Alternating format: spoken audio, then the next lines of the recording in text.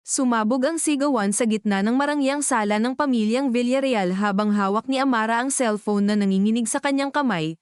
Ang video na paulit-ulit niyang pinapanood ay malanawang kanyang asawang si Mateo, nakikipaghalikan sa kanyang sariling pinsan na si Liana sa loob ng opisina ng kanilang construction firm, at sa likod ng video ay maririnig ang tawanan at bulungan ng mga taong halatang sanay na sa ganitong eksena. Parang matagal na itong lihim na hindi na tinatago. Hindi ito totoo, bulong ni Amara habang unti-unting napapalitan ng galit ang kanyang mukha. Ang kanyang ina na si Doña Celeste ay nakaupo sa sofa, tahimik pero matalim ang titig, habang si Don Ricardo, ang patriarka ng pamilya, ay nakatayo sa tabi ng bintana, hawak ang baso ng whiskey na tila walang pakialam. Totoo yan, malamig na sagot ni Liana na biglang lumabas mula sa hagdanan, suot ang mamahaling damit at walang bahid ng hiya sa mukha, at matagal na yan, Amara. Ikaw lang ang huling nakaalam, napaatras si Amara, ang dibdib na iya'y kumakabog, hindi lamang dahil sa pagtataksil kundi sa mas malalim na pakiramdam na tila buong pamilya niya ay kasabwat. Papa, alam nyo? Nanginginig niyang tanong, hindi agad sumagot si Don Ricardo, bagkus ay uminom muna ng whiskey bago tumingin sa kanya. Sa negosyo, hindi emosyon ang pinapairal, Amara. Kailangan ng kumpanya si Mateo. At si Liana saglit siyang tumigil, ay may hawak ng mga dokumentong hindi mo kayang hawakan. Tila sinampal si Amara ng katotohanan, hindi lang ito usapang puso, kundi kapangyarihan, pera, at kontrol. Anong dokumento? Mariin niyang tanong, ngumiti si Liana, mabagal, mapanghamon, yung mga lupa sa San Isidro na pinalabas ni Papa na legal na nabili, pero ang totoo dinaya. Biglang nanlaki ang mata ni Amara. Ang lupang iyon ang sentro ng bagong proyekto ng pamilya, ang magdadala sa kanila sa mas mataas na antas sa industriya. Hindi mo pwedeng gawin to, bulong ni Amara. Ginawa ko na, sagot ni Liana, at kung sisirain mo ako, sisirain ko ang buong pangalan ng Villarreal. Ang hangin sa loob ng sala ay parang biglang naging mabigat, walang gumagalaw, walang nagsasalita, hanggang sa si Amara ay unti-unting napaupo. Ang kanyang mundo ay tila gumuho sa isang iglap, hindi lang dahil sa pagtataksil ng asawa kundi dahil sa mas malalim na katotohanan na ang pamilyang pinaniniwalaan niyang matibay ay puno ng kasinungalingan, at siya, ang legal na tagapagmana, ay tila isang pawn lamang sa laro ng kapangyarihan. Kinabukasan, nagising si Amara na parang wala nang natitirang lakas sa kanyang katawan, ngunit sa halip na umiyak, tumayo siya, tumingin sa salamin, at doon niya nakita ang sarili niyang hindi niya kilala, isang babaeng galit, matalim, at handang lumaban. Bumaba siya sa dining area kung saan naghahapunan sina Mateo at Liana. Parang normal lang ang lahat. Good morning, sabi ni Mateo na parang walang nangyari. Don't, malamig na sagot ni Amara. Umupo siya sa harap nila. Akala niyo ba matatapos to sa simpleng pag-amin? Ngumiti si Liana. Ano bang balak mo? Isumbong kami, sirain ang kumpanya, o baka naman magpakabiktima ka na lang. Kumuyam ang kamao ni Amara, pero pinigilan niya ang sarili. Hindi ako magpapakabiktima, dahan-dahan niyang sinabi, pero hindi rin ako magpapatalo. Napatingin si Mateo sa kanya, may bahid ng pag-aalala ang kanyang mukha. Amara, makinig ka, hindi ako makikinig sa lalaking matagal na akong niloloko. Putol niya. Tumayo siya at inilapag ang isang folder sa mesa. Ito ang audit report ng kumpanya. May nawawalang pondo, at alam ko kung sino ang may pakana. Biglang nanahimik si Liana. Ang kanyang kumpiyansa ay bahagyang nabasag. Anong pinagsasabi mo? Malamig niyang tanong. Ikaw, diretso sagot ni Amara. Ginamit mo ang mga lupa para maglabas ng pera, pero hindi lahat napunta sa proyekto. May sarili kang laro. Tumayo si Liana. Ang kanyang mga matay nagliliyab. Wala kang ebidensya. Ngumiti si Amara. Meron. At hindi lang ako ang may hawak. Sa puntong iyon, pumasok si Inspector Ramos, isang pulis na matagal nang nag-iimbestiga sa mga anomalya sa real estate. Magandang umaga, sabi niya habang ipinapakita ang badge. May warrant kami para imbestigahan ang financial records ng Villarreal Construction. Biglang nagulo ang lahat. Si Don Ricardo ay napatingin kay Amara. Anong ginawa mo? Galit niyang tanong. Ang tama, sagot ni Amara. Ngunit sa loob niya, alam niyang nagsisimula pa lang ang gyera, at hindi niya alam kung sino ang kakampi at sino ang kalaban. Sa mga sumunod na araw, lumabas sa media ang eskandalo. Ang pangalan ng Villarreal ay naging laman ng balita. May mga lumabas na dating empleyado na nagsabing may anomalya nga sa kumpanya, habang si Liana ay unti-unting nawawala sa eksena. Parang nagtatago, Si Mateo naman ay pilit na inaayos ang imahe ng kumpanya, pero ramdam na ramdam ang tensyon sa pagitan nila ni Amara. Isang gabi, habang nag-iisa si Amara sa opisina, may kumatok sa pinto. Pasok, sabi niya. Pumasok si Mateo. Ang kanyang mukha ay pagod. Bakit mo ginagawa ta? Tanong niya. Para sa katotohanan, sagot ni Amara, o para gumanti. Tahimik si Amara sandali. Pareho. Amin niya. Napaupo si Mateo sa harap niya. Hindi mo naiintindihan ang buong kwento. Sabi niya. Then explain. Sagot ni Amara. Huminga ng malalim si Mateo. Yung lupa hindi lang si Liana ang may alam. Si papa mo ang nagsimula. Nanlaki ang mata ni Amara. Sinungaling ka. Agad niyang sagot. Hindi. Mariing sabi ni Mateo. At kung ipagpapatuloy mo ta, hindi lang si Liana ang babagsak pati ang pamilya mo. Tumahimik si Amara. Ang kanyang isip ay nagulo. Sino ba talaga ang nagsasabi ng totoo? Sino ang nagsisinungaling? At sa gitna ng lahat, nasaan siya? Habang lumalalim ang investigasyon, natuklasan ni Inspector Ramos ang mas malawak na network ng korupsyon, hindi lang Villarreal ang sangkot, kundi pati mga lokal na opisyal, at sa bawat hakbang na ginagawa ni Amara, mas lalo siyang nalulubog sa isang mundo na hindi niya inaasahan. Isang gabi, nakatanggap siya ng isang anonymous na mensahe.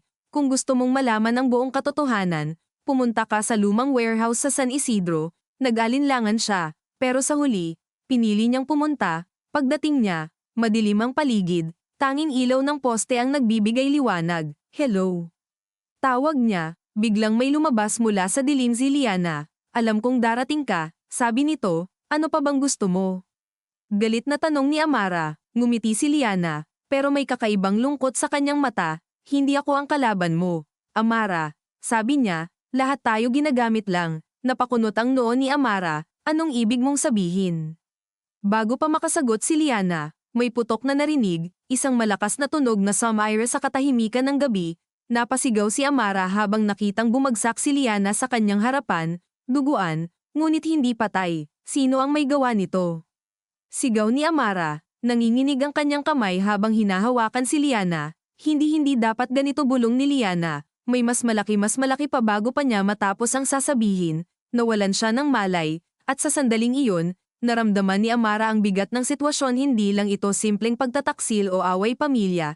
Isa itong laro ng kapangyarihan na may handang pumatay para manatiling lihim ang katotohanan. At siya, nasa gitna ng lahat, walang kasiguraduhan kung mabubuhay ba siya sa laban na kanyang sinimulan. Habang papalayo ang tunog ng paparating na sasakyan, alam niyang wala ng atrasan, at ang susunod na hakbang niya ay magdidikta kung siya ba ay magiging biktima o ang magiging dahilan ng pagbagsak ng lahat. Ang unang dumating ay hindi ambulansya kundi isang itim na SUV na huminto ng alanganin sa tapat ng warehouse, at bago pa makapag-isip si Amara ay bumukas agad ang pinto at lumabas si Mateo. Hingal, magulo ang buhok, at may bahid ng putik ang leleyan ng kanyang pantalon na para bang nagmamadali siyang nagmaneho sa madilim na kalsada ng San Isidro nang walang pakialam kung may masagasaan siyang aso, tao, o sariling konsensya. Lumayo ka dyan, utos niya habang mabilis na lumuhad sa tabi ni Liana. Paano mo nalaman na nandito ako? Tanong ni Amara, hindi agad tumaas ang boses, pero may diin ang bawat pantig, may lamig na halos mas matalim pa kaysa sa hangin ng gabing iyon. Saglit siyang tiningnan ni Mateo, sapat lang para makita ni Amara ang kaba sa gilid ng kanyang panga, ang maliit na ugat na kumikibot sa sentido nito, ang titig na pilit matatag ngunit halatang may itinatago. May nagsabi sa akin, sagot niya. Sino? Hindi mahalaga. Mahalaga sa akin. Umigting ang katahimikan. Sa sahig ng warehouse, ang amoy ng alikabok at kalawang ay humalo sa bakal na amoy ng sariwang dugo. Sa malayo ay naririnig ang tahol ng aso at ang langit-langit na yero ay tumutunog ng marahan sa bawat dampi ng hangin. Ang ilaw mula sa poste sa labas ay pumapasok ng pailes sa pinto, sapat para makita ni Amara ang nanginginig na mga daliri ni Mateo habang pinupunit nito ang panyo sa bulsa at idinadantay sa balikat ni Liana. Hindi iyon pag-aalaga ng taong umiibig lang, may halo itong desperasyon ng taong alam na kapag nawala ang isang tao, may lihim na tuluyan ng hindi maabot. Buhay pa siya, bulong ni Mateo, halos sa sarili lang. Pero kung may tumama sa buto tigilan mo yang pag-arte na nagmamalasakit, putol ni Amara. Tumayo siya, dahan-dahan, nararamdaman ang panghihina sa tuhod ngunit pinipilit maging tuwid ang likod. Kanina mo pa ba alam na may mangyayari rito? Tumingin sa kanya si Mateo at sa unang pagkakataon ay wala siyang naisagot kaagad. Doon kinutuban si Amara. Hindi simpleng pagtataksil ang nasa harap niya, hindi lang kasalanan ng laman, hindi lang maruming transaksyon sa lupa. May mas matagal, mas sistematiko, mas malamig na bagay na umiikot sa kanila. May mga taong gusto siyang patahimikin, sabi ni Mateo sa wakas. At hindi lang siya. Napatawa si Amara, isang maikli at tuyong tawa na mas kahawig ng pagkadismaya kaysa aliw. At ngayon mo lang sasabihin sa akin. Pagkatapos akong gawing tanga sa sariling bahay ko. Pagkatapos mo akong hayaang lamusong sa putikan nang hindi ko alam na may baril na nakatutok sa ulo ko.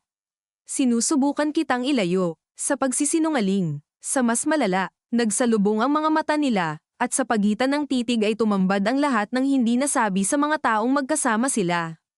Ang mga hapunang tinapos sa katahimikan. Ang mga umagang nagkape sila nang hindi tumitingin sa isa't isa. Ang mga gabing akala ni Amara ay pagod lang ang asawa niya, hindi pala paglayo. Ang mga sandaling pinili niyang maniwala dahil mas madaling mabuhay sa komportableng kasinungalingan kaysa sa nakakapangilabot na katotohanan. Ngunit ngayong amoy na niya ang dugo at naririnig na niya ang bahagyang pag-ungol ni Liana sa sahig, wala nang puwang para sa dating sarili niyang mahilig magpatawad sa pamamagitan ng pag-iwas. Dumating din ang pulis pagkalipas ng ilang minuto, kasunod ng isang luma ngunit matinis ang sirena na sasakyan ng bayan. Si Inspector Ramos ang unang bumaba, may kasamang 2 tauhan, at nang makita niya si Amara ay agad siyang tumakbo palapit. "Ma'am, umatras po kayo." Hindi siya gumalaw agad. Nakatingin lang siya kay Liana habang isinasakay ito sa stretcher, habang si Mateo ay tinangkapang sumabay ngunit pinigilan ng isang pulis para kunan ng pahayag. Hindi siya dapat mamatay, bulong ni Amara, hindi malinaw kung para kay Ramos o para sa sarili. Hindi pa siya pwedeng mamatay. Hindi pa, sagot ni Ramos, ngunit may pamilyar na pag-iingat sa tono nito, iyong boses ng taong alam na ang buhay at kamatayan ay kadalasang pinagpapasyahan ng mas may pera kaysa sa batas. Sa loob ng presinto kinagabihan, nakaupo si Amara sa isang matigas na silya sa labas ng investigasyon room, hawak ang styrocup ng kape na matagal ng malamig. Naririnig niya ang mahinang ugong ng fluorescent light, ang lagitik ng electric fan sa sulok, ang sabay-sabay na tunog ng makina ng typewriter ng matandang clerk at ang pag-vibrate ng mga cellphone sa ibabaw ng mga mesa. May amoy ng lumang papel, pawis, at instant noodles sa hangin. Ito ang uri ng lugar na hindi nilulubayan ng pagod. Natanong niya sa salaming bintana ng interrogation room si Mateo, nakaupo, tuwid pero halatang ubos, sumasagot sa tanong ng isang pulis. Bawat paggalaw nito ay sinusukat, bawat kurap ay may timbang. Naisip ni Amara kung kailan ba nagsimulang maging ganoon ang lalaki. Noong una niya itong nakilala, si Mateo ang tipo ng taong madaling tawanan ang sariling pagkakamali, taong marunong magtanggal ng kurbata sa gitna ng traffic at mag-alok ng fishbowl sa tabi ng kalsada kahit nakalong sleeves pa mula board meeting. Kailan ito naging lalaking alam kung paano magsinungaling nang hindi kumikislap ang mata? Kailan ito natutong tumakbo sa dilim papunta sa isang taong barilin at hindi ang asawang niloko niya? "Hindi ka pa uuwi?" tanong ni Ramos habang lumalapit, may dalang folder at bahagyang yumuyuko ang balikat sa pagod. "May bahay pa ba akong uuwian na alam kong totoo?" tanong ni Amara pabalik. Hindi ngumiti si Ramos. Umupo siya sa katabing silya at inilapag ang folder sa hita. "May nakita kaming shell casing sa warehouse. Clean job. Walang CCTV sa mismong lote, pero may nakuha kaming partial plate mula sa hardware sa kanto." "Kanino nakapangalan?" Hindi pa sigurado. Fake registration ang unang lumabas. Tumingin si Amara sa kisame, pumikit sandali, saka dahan-daang huminga. Sino ang gustong patahimikin si Liana? Marami. Iisa lang ang pinakikinabangan. Hindi laging ganoon kasimple ang galaw ng pera, sagot ni Ramos. Binuksan niya ang folder at inilabas ang kopya ng ilang dokumento. May mga transfer ng pondo mula sa subsidiary ng Villarreal papunta sa shell companies. Pero ang mas kakaiba, may isang account na paulit-ulit na lumilitaw na konektado sa campaign machinery ng Vice Mayor ng San Isidro. Politika at lupa, dagdag ni Ramos. Laging magkasama ang dalawang yan. Napatitig si Amara sa mga numero. Sa mata ng karaniwang tao, mga transaksyon lang iyon. Sa kanya, Bawat linya ay tila ugat ng punong matagal nang nabubulok mula ilalim. Naalala niya ang mga hapunan sa bahay kung saan laging may politiko, abogado, kontraktor. Naalala niya si Don Ricardo na tumatawa habang nagsasalin ng alak sa baso ng mayor noon. Naalala niya ang paulit-ulit na linyang, sa negosyo, anak, hindi sapat na malinis ka. Kailangan, marunong kang mabuhay. Noon, akala niya pragmatismo iyon. Ngayon, ang tunog ng payo ay kahawig na ng pagbabanta. Gusto kong makita ang mga orihinal, sabi niya. Mag-ingat ka sa gusto mo, sagot ni Ramos. Kapag hinawakan mo na ng buo, wala ka ng paraan para umatras. Dahan-daang inilapag ni Amara ang malamig na kape sa sahig. Matagal na akong hindi nakakatra. Madaling araw na nang makauwi siya sa mansion. Tahimik ang buong bahay, ngunit hindi payapa. Ang katahimikan doon ay hindi pahinga. Ito ang uri ng katahimikang may mga taingang nakadikit sa pinto, may mga matang gising sa dilim, may mga lihim na gumagapang sa ilalim ng makintab na sahig. Pagpasok niya sa sala, nadatnan niya si Doña Celeste na nakaupo pa rin, balot sa shawl, may isang lampara lang na bukas sa tabi kaya kalahati ng mukha nito ay natatabunan ng anino. Buhay ba siya? Unang tanong nito. Hindi kumusta ka, hindi anong nangyari, kundi buhay ba siya? Sa ngayon, sagot ni Amara. Mabagal na tumango ang kanyang ina, parang may kinumpirmang hinala. Alam mo ba kung sino ang may gawa? Mas gusto kong itanong sa inyo kung gaano katagal na ninyong alam na may mga taong kayang pumatay para sa negosyo ng pamilyang ta. Hindi kumurap si Celeste. Masyado kang galit para makinig. At kayo, masyado kayong sanay manahimik para magsabi ng totoo. Tumaas ng bahagya ang baba ng matanda. Hindi sa pagkapiken kundi sa lumang ugali ng babaeng ayaw magpatalo kahit sa sariling anak. Akala mo ba hindi kita pinrotektahan sa abot ng makakaya ko? Protection ba ang tawag sa pagpapaikot sa akin sa bahay na pan ng sinungaling?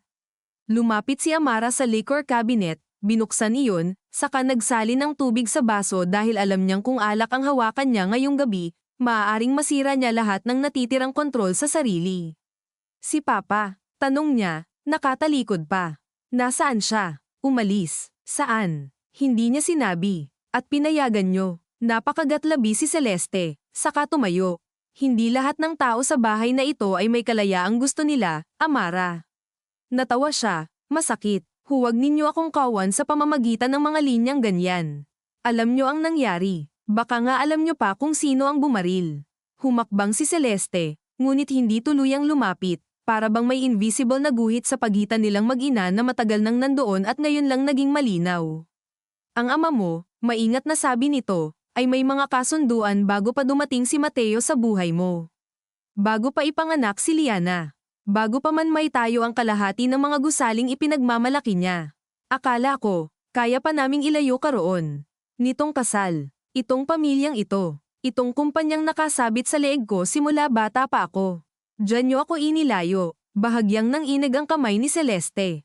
Isang maliit na galaw, pero nakita iyon ni Amara at lalo siyang nainis dahil may bahagi sa kanyang gustong maawa. Gusto niyang magpahinga sa ideyang may isa man lang sa bahay na ito ang biktima rin. Pero hindi niya kayang ibigay ang ginhawang iyon. May vault sa opisina ng ama mo, sabi ng ina niya sa wakas. Sa likod ng lumang oil painting ng hasyenda, may duplicate key noon ang lolo mo. Hindi alam ng ama mo na itinago ko ang susi. Mula sa loob ng shawl ay inilabas ni Celeste ang isang maliit na brass key. Hindi niya agad iniabot, tinitigan niya muna iyon, parang ang bigat-bigat para sa isang pirasong metal. Kapag binuksan mo yan, tuluyan ka ng magiging parte ng digmaang ayaw kong mana mo. Inabot iyon ni Amara, matagal na akong parte nito. Ngayon lang ako tumigil sa pagpikit. Hindi na sila nag-usap pa. Umakyat si Amara sa study ni Don Ricardo habang mahina ang bawat yapak niya sa hagdan, hindi dahil takot siya sa mahuli kundi dahil ramdam niyang bawat tunog ay maaaring maging hudyat ng pagbagsak ng natitira niyang ilusyon. Ang opisina ng ama niya ay amoy leather, sigarilyong matagal nang pinatay, at kahoy na pinahirin ng mamahaling wax. Sa dingding ay nakasabit ang mga sertipiko, larawan ng groundbreakings, mga pakikipagkamay sa opisyal ng gobyerno, mga ngiting pangpahayagan. Lumapit siya sa oil painting ng lumang hasyenda at marahang inusag iyon. Nandoon nga ang maliit na vault. Nanginginig ang daliri niya habang ipinapasok ang susi. Umikot, kumalabog ng mahina ang lock. Sa loob ay hindi alahas ang bumungad kundi makakapal na envelope, mga titulo, deed of sale, at isang voice recorder na luma ngunit maayos pa. Pinindot niya ang play. Kumaluskos muna, saka narinig niya ang boses ni Don Ricardo, mas bata, mas buo, ngunit parehong malamig. Kapag pumalag ang mga may-ari, ipabarangay niyo muna. Kapag hindi pumayag, may ibang paraan. Ayokong maantala ang bypass road. Sumunod ang isa pang boses, lalaki, halatang takot magtanong. Paano po yung pamilya ni Mang Selin? Nasa lote pa rin po. Saglit na katahimikan, saka isang maikling tawa ni Don Ricardo. Lahat ng tao, may presyo o may kahinaan. Hanapin nyo. Nanigas si Amara. Umupo siya sa gilid ng mesa dahil naramdaman niyang bibigay ang mga tuhod niya. Hindi ito chismis. Hindi ito hinala. Hindi ito galit lang ng mga natalong karibal sa negosyo. Narinig niya ang mismong ama niyang naguutos na durugin ang mga tao para sa lupa. Muli niyang pinindot ang forward. Isa pang recording. Sa pagkakataong ito, boses ni Liana. Hindi ako papayag na pangalan ko lang ang madungisan. Kapag ipinilit niyo sa akin ilalabas ko pati campaign money. Sumunod ang boses ni Mateo, pagod, mariin. Ibaba mo ang tono mo. Hindi mo alam ang sinasabayan mo. Mas alam ko kaysa sa iniisip mo, sagot ni Liana. At kung si Amara ang gagamitin ninyo para linisin ang pangalan ng kumpanya, sisiguraduhin kong lulubog kayong lahat. Pinatay ni Amara ang recorder. Sa loob ng katahimikan ng study, naramdaman niyang hindi na siya makahinga ng buo. Hindi dahil sa takot, kundi dahil sa bigat ng pagkatuklas na ang pagtataksil sa kanya ay hindi hiwalay sa mas malaking kasalanan.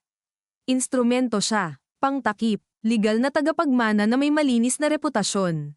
Ang babaeng kayang iharap sa media habang sa likod niya ay inilipat ang dumi sa mas madaling isakripisyo. Liana, Mateo, kahit sino. Basta hindi ang pangalan ng pamilyang nagpalaki sa kanya. Napaupo siya ng tuwid, dahan-daang pinunasan ang luha na hindi niya namalayang tumulo. Hindi ito ang uri ng iyak na naghahanap ng awa. Ito ang tahimik, mapait na pagdadalamhati para sa sarili niyang dating katauhan. Ilang minuto siyang nanatili roon, nakikinig sa sariling paghinga, sa tik-atik ng anti-gong orasan sa estante, sa malayong ugong ng aircon. Pagkatapos ay maingat niyang tinipon ang mga dokumento at inilagay sa isang canvas bag na nakasabit sa likod ng pinto. Habang ginagawa niya iyon, tumunog ang cellphone niya. Si Mateo, tiningnan niya lang ang screen hanggang sa tumigil. Maya-maya, may pumasok na mensahe. Huwag mong galawin ang nasa vault. Late na para sa ganyang babala, naisip niya. Tumunog muli, this is bigger than your father. Tumawa siya ng mahina, halos walang tunog. Natural. Laging may mas malaki. Iyon ang paboritong depensa ng mga taong nahuli, hindi sila ang pinakamasama, kaya parang dapat may utang na loob ka pa sa kanila. Bumaba si Amara bitbit ang bag, ngunit pagdating niya sa hagdan ay nandoon si Celeste, nakatayo, kapwa kamay nakahawak sa rehas, tila matagal nang hinihintay ang tunog ng pagbukas ng vault. Nakita mo? Tanong nito. Oo, at ngayon, naramdaman ni Amara ang gaspang ng canvas bag sa palad niya. Ang bigat nito sa balikat, ang bahagyang sakit ng leeg dahil sa tensyon na ilang araw nang hindi nawawala. Ngayon, sabi niya, ako naman ang pipili kung sino ang lulubog. Walang sumagot si Celeste, bahagya lamang nitong ibinaba ang tingin, at doon unang nakita ni Amara ang totoong pagod sa kanyang ina, hindi sosyal na pagod ng mayamang babae, kundi pagod ng isang taong matagal nang nakikisama sa kasamaan at ngayon ay kinakatok ng huli na. Ngunit hindi pa rin siya lumapit. Hindi niya kayang magpatawad nang wala pang kabayaran. Hindi pa. Lumabas siya ng bahay bago magbukang liwayway, habang bughaw-abuhin pa lang ang langit at may hamog pa sa mga damo ng hardin. Sa labas ng gate, sumakay siya sa sariling kotse at hindi sa driver, dahil alam niyang sa puntong ito ay hindi naluho ang privacy kundi pangangailangan. Habang nagmamaneho papunta sa Maynila, dumaraan sa unti-unting gumigising na kalsada, sa mga karinderyang nagbubukas ng kalan, sa mga guard na bagong palet sa shift, sa mga jeep na unti-unti nang napupuno ng manggagawa, naisip niya kung gaano kalayo ang buhay ng mga taong iyon sa kanilang dining table na puno ng kristal at kasinungalingan, at kung ilang pamilyang katulad nila ang nasagasaan ng mga papel na nasa bag niya. Paghinto niya sa parking ng gusali ng opisina ni Ramos, saglit niyang ipinatong ang noo sa manibela at pumikit. Hindi siya naghahanda para maging bayani. Hindi niya rin iniisip na paglilinis ito ng konsensya. Alam niyang ano man ang gawin niya, may masisira at may masasalba. Maaaring bumagsak ang pangalan ng Villarreal. Maaaring makulong ang ama niya. Maaaring tuluyang mawala si Mateo sa buhay niya, at kasama roon ang huling piraso ng alaala ng mga panahong naniwala siyang minahal siya nito nang walang kapalit. Ngunit ang hindi na niya kayang tiisin ay ang manatiling tahimik. Itinaas niya ang ulo, huminga ng malalim, at kinuha ang bag. Sa pagpasok niya sa gusali, hindi na nanginginig ang mga kamay niya. Sa unang pagkakataon mula nang mabasag ang mundo niya, malinaw ang hakbang niya. Kahit alam niyang sa dulo nito ay walang malinis na pagtatapos, puro sugat lang na magkakaiba ang lalim. Pagsakay niya sa elevator, nakita niya sa makintab na pinto ang sariling mukha na mapatlang ngunit buo ang tingin, at habang pataas ang maliit na kaong bakal ay naririnig niya ang maikling ugong ng makina, ang pagkalansing ng kadena sa loob ng pader, at ang mahinang pitik ng kanyang mga kuko sa canvas bag na parabang doon niya ibinubuhos ang natitirang kaba na ayaw niyang ipakita kaninuman. Pagbukas ng elevator sa ikatlong palapag, sinalubong siya ng amoy ng lumang air conditioning, photocopy toner, at kape na ilang beses nang ininit sa pantry. Nakabukas ang ilang ilaw sa hallway pero kalahati ng opisina ay madilim pa, sapagkat masyado pang maaga para sa mga karaniwang empleyado at sapat ng dahilan iyon para sa mga taong may gustong itago. Sa dulo ng pasilyo, lumabas si Ramos mula sa conference room, hawak ang polo niyang hindi pa maayos ang pagkakatupi sa manggas, ang makay halatang kulang sa tulog. Mas maaga ka kaysa sa inaasahan ko, sabi niya. Mas marami akong dala kaysa sa inaasahan mo, sagot ni Amara. Hindi na siya nagpaligoy-ligoy. Pumasok sila sa silid, sinara ni Ramos ang pinto, at agad niyang inilapag ang bag sa mesa. Isa-isa niyang inilabas ang mga dokumento, ang recorder, at isang envelope na may lumang nota sa sulat kamay ng kanyang ama. Habang inilalatag niya ang mga papel, parang bawat piraso ay hindi lang ebidensya kundi hiwa ng sarili niyang apelyido. May ilang segundong walang nagsalita, tanging tunog ng papel na dumadampi sa kahoy, nang upo ang hinihila ni Ramos, at ng malalim nitong paghinga. Kung authentic lahat bulong nito, hindi lang ito case ng fraud. Ano pa? Conspiracy, coercion, election financing, posibleng land grabbing na may kasamang intimidation. Umupo si Amara, dahan-dahan, at inilapat ang dalawang palad sa hita niya para hindi mahalatang may kaunting panginginig pa rin. May recording din. Boses ng ama ko. May utos siya. Hindi agad inabot ni Ramos ang recorder. Tumingin muna siya kay Amara na parang gustong siguraduhin kung nauunawaan niya ang bigat ng susunod na ilang oras. Kapag in-upload natin to sa tamang chain, pwede nang hindi na mapigilan ang galaw. Kaya nga ako nandito. At kapag natunton nila na galing sa'yo. Natunton na nila noon pa. Tahimik na tumango si Ramos at sinimulan nilang i-catalog ang laman ng bag. Sa bawat pahinang inuunat ni Ramos ay may tumatambad na pamilyar na pirma, pamilyar na corporate seal, mga pangalan ng mga kumpanyang minsan nang ipinagmalaki sa magazine features, at mga transaksyong sinadyang gawing malinis sa ibabaw pero nangingitim sa ilalim. Naisip ni Amara ang mga ribbon cutting ceremony, ang mga speech ni Don Ricardo tungkol sa paglikha ng oportunidad, ang marahang paghawak nito sa balikat niya sa harap ng kamera, ang lagi nitong paalala na isang araw ay siya ang hahawak sa lahat. Noon, pagmamana ang dating ng linyang iyon. Ngayon, sumpa, ilang oras silang nagtrabaho ng halos walang tigil. Dumating ang isa pang investigador, saka isang legal officer mula sa regional office, at pinapirma si Amara sa ilang papeles ng voluntary submission. Sa pagitan ng mga pirma, ng tanong, at ng maikling paliwanag sa proseso, unti-unti niyang naramdaman ang pagkaubos sa katawan. Ngunit ang isip niya, lalo lang tumatalas habang dumarami ang kahulugan ng mga dokumentong hawak niya. Bandang 10:00 ng umaga, tumunog ang cellphone niya. Si Doña Celeste. Tinitigan lang niya ang pangalan hanggang sa matapos ang ring. Pagkaraan ng ilang segundo, pumasok ang mensahe. Nasa bahay ang media. Huwag kang uuwi muna. Sinundan pa iyon ng isa pang mensahe. Wala na si Papa mula madaling araw. Napapikit si Amara. Siyempre, hindi marunong maghintay ng consequences ang mga lalaking sanay bumili ng oras. Problema? Tanong ni Ramos. Inilapag niya ang cellphone sa mesa. Nagtago ang ama ko. Inasahan ko na. Hindi ko inasahan na ganito kabilis. Kapag matagal nang naglalaro, Lagi nang may exit route. Naramdaman ni Amara ang mabigat na init sa dibdib, iyong uri ng galit na hindi sumasabog kundi dahan-daang kumakapit sa laman. Hindi siya nagulat na tumakas si Don Ricardo. Ang sumakit ay ang bilis ng desisyon nito, para bang wala siyang halaga bilang anak, para bang mas madali para rito ang iwan ng pamilya kaysa humarap sa kahit kaunting pag-amin. Habang sumisirit ang ingay mula sa kalye sa ilalim ng gusali busina, vendor, makina ng truck, nakaupo siya sa malamig na conference room at pinilit unawain na may mga relasyon talagang hindi nasesire sa isang malaking pagsabog.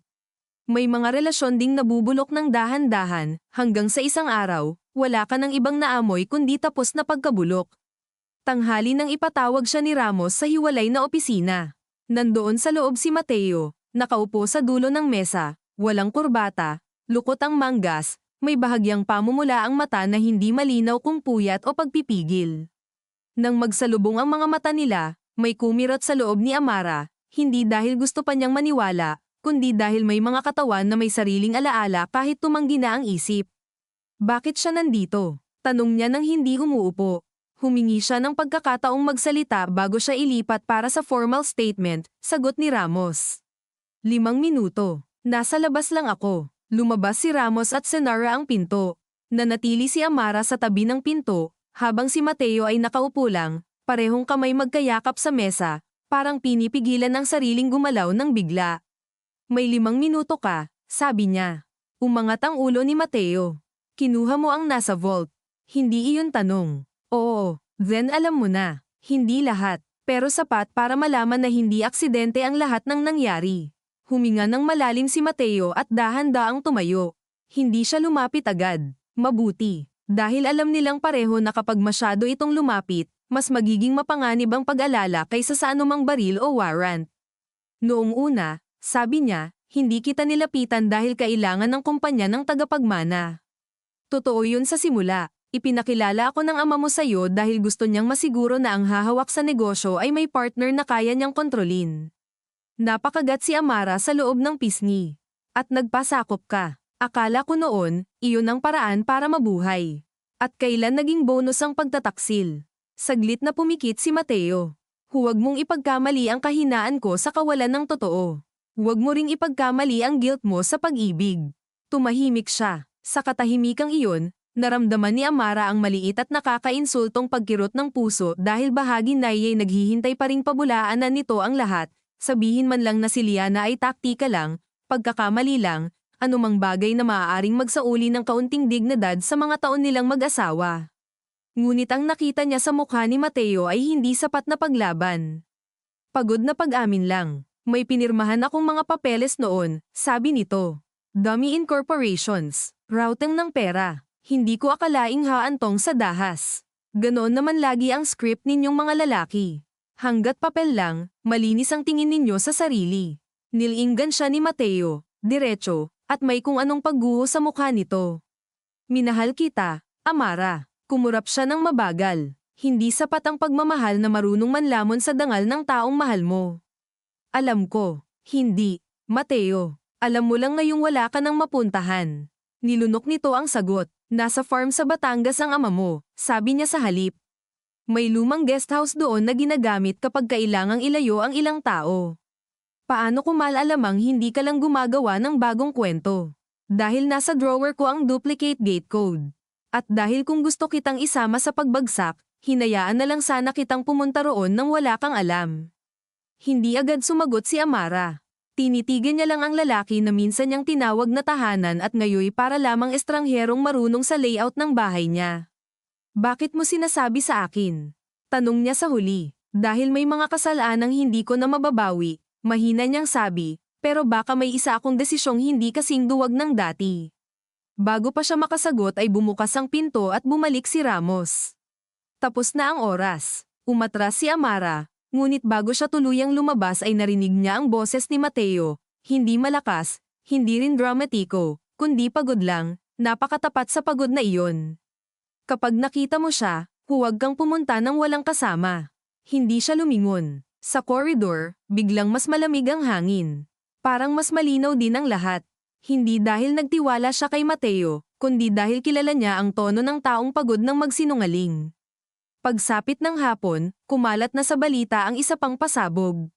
Sa conference room ng opisina, nakatutok ang maliit na TV sa news channel habang ang siren sa ibaba ay tuloy-tuloy. Villarreal Patriarch reported missing. Whistleblower files may link land deals to local officials. May kuha ng mansion, ng gate na pinapalibutan ng media, ng mga kapitbahay na kunwaring walang alam ngunit sabik magsalita sa camera. May analyst na nagsasabing maaaring maapektuhan ng local elections. May isa namang abogado na nag-iingat sa mga salita ngunit halatang gustong madikit ang pangalan sa kontrobersya. Tinitigan niyon ni Amara habang hawak ang papel na may gate code ng farm. Ang apelyido niya ay nagiging pampublikong pagkain. Dati, kinatatakutan niya ang hiya. Ngayon, tila mas praktikal nang tanggapin na ang hiya ay bahagi na ng kabuoang bayarin. Pupunta tayo bago dumilim, sabi ni Ramos. Hindi tayo, tanong niya. May warrant na hinahabol. At ayokong maunahan tayo ng mga tauhan niyang mas tapat sa pera kaysa batas. Sa biyahe pa Batangas, 2 sasakyan ang ginamit nila. Kasama ni Amara si Ramos at isang babaeng investigador na si De Vera, tahimik ngunit mapanuri. Habang sa likod ay sumusunod ang isa pang sasakyan ng pulis. Sa bintana, mabilis ang takbo ng tanawin, palengke, gasoline station, mga tarpaulin ng kandidato, lubak na kalsada, mga bukirin na naninilaw na sa hapon. Habang umuuga ang sasakyan sa mga kurbada, pinilit ni Amara na isa-isahin sa isip ang sasabihin niya kapag kaharap na niya ang ama niya. Marami siyang gustong itanong. Kailan siya unang isinangla? Bata pa lang ba siya nang ipas siyang gawing mukha ng malinis na susunod na henerasyon? Ninais ba talaga siya nitong mahalin, o ang minahal lang ng ama niya ay ang ideya ng dugong nagpapatuloy sa apelyido? Ngunit habang palapit sila sa farm, napansin niyang ang mga tanong niya ay unti-unting nawawalan ng sigla. Marahil dahil alam na niya ang sagot sa pinakamasakit, hindi kailanman sapat ang pagiging anak para pigilan ang taong mas mahal ang kapangyarihan kaysa tao. Pagdating sa main gate, pinabagal ni Ramos ang sasakyan. Mataas ang pader, bagong pintura, at ang bakal na gate ay halos walang marka ng paggamit. Ibinigay ni Amara ang code. Umilo ang keypad. Bumukas ang gate ng may mabagal na langit-ngit. Sa loob, tahimik ang mahaba at mabatong driveway, napapalibutan ng mangga at akasya. Ang mga dahon ay kumakalog sa dapit hapon. Sa dulo ay ang guest house, puti, malinis, at nakakatakot sa sobrang ayos. Parang bahay na hinanda hindi para sa pahinga kundi sa pagtatago. Huminto ang sasakyan. Walang kumilos agad. Ready? Tanong ni De Vera. Wala nang saysay ang maging ready, sagot ni Amara at binuksan ang pinto. Lumabas sila nang magkakahiwalay ang pwesto. Napansin ni Amara ang amoy ng basang lupa at bagong dilig na damo. May mahinang ugong ng generator sa likod. Sa isang bintana sa ikalawang palapag ay gumalaw ang kurtina. May tao. Bulong ni Ramos. Sumigaw siya, Don Ricardo Villarreal. Nandito kami para magsilbi ng warrant. Lumabas kayo. Walang sagot. Isa pang sigaw. Wala pa rin. Saka narinig ang tunog ng isang pinto sa loob na mabilis isinara. Gumalaw ang lahat. Tumakbo si Ramos kasama ang 2 pa sa harap, habang si De Vera ay pumwesto sa gilid. Hindi alam ni Amara kung bakit sumunod pa siya. Marahil dahil hindi na niya kayang manatili sa labas ng sarili niyang trahedya habang ibang tao ang pumapasok sa loob nito. Bumukas ang pangunahing pinto sa isang sipa ng pulis. Pumasok sila sa sala ng guesthouse na amoy disinfectant at mamahaling kahoy. Sa ibabaw ng mesa ay may bukas na malita, ilang pirasong damit, at isang bote ng maintenance medicine na hindi man lang niya tinapunan ng pangalawang tingin. Mula sa hagdan ay bumaba si Don Ricardo. Hawak ang isang maliit na handgun, hindi nakatutok ngunit sapat para patahimikin ang lahat. Hindi na siya mukhang Diyos ng industriya.